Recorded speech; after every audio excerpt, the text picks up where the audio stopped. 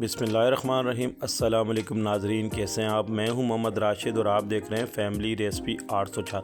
भाई मौसम बरसात चल रही है और गरम गरम पकोड़े ना हो तो मज़ा ही नहीं आता मौसम का।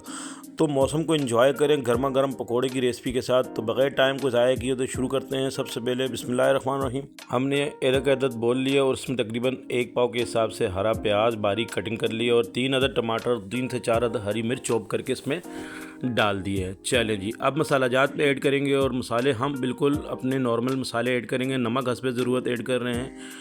कुटा हुआ धनिया 1 टेबल स्पून के करीब, हल्दी ½ टी स्पून के करीब और इसके साथ थोड़ी सी अजवाइन और तमाम चीज़ों को मिक्स कर लेंगे। मिक्स करने के बाद बहुत ही मज़ेदार किस्म के गर्मा गर्म मौसम बरसात का पकौड़ों का मज़ा लें। और बेसन ऐड करेंगे। यहाँ पे तकरीबन 2 कप के हिसाब से हमने बेसन ऐड कर रहे हैं और बेसन हमने यहाँ से पहले से छान लिया था।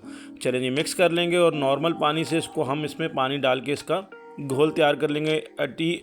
1 टीस्पून के करीब मीठा सोडा भी हमने इसमें ऐड किया है। चलें जी, इस तरीके से कंसिस्टेंसी तैयार कर लेनी है।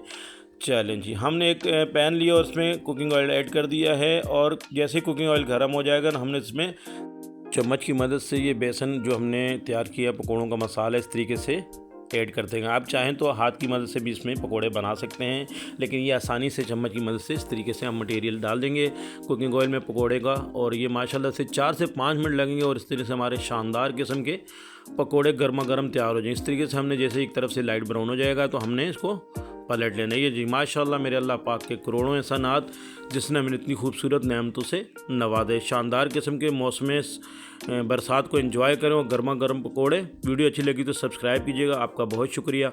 अल्लाह पाक आपको खुश रखे, कायम और दायम रखे। अपना ख्याल रखिएगा। अल्लाह हाफिज़।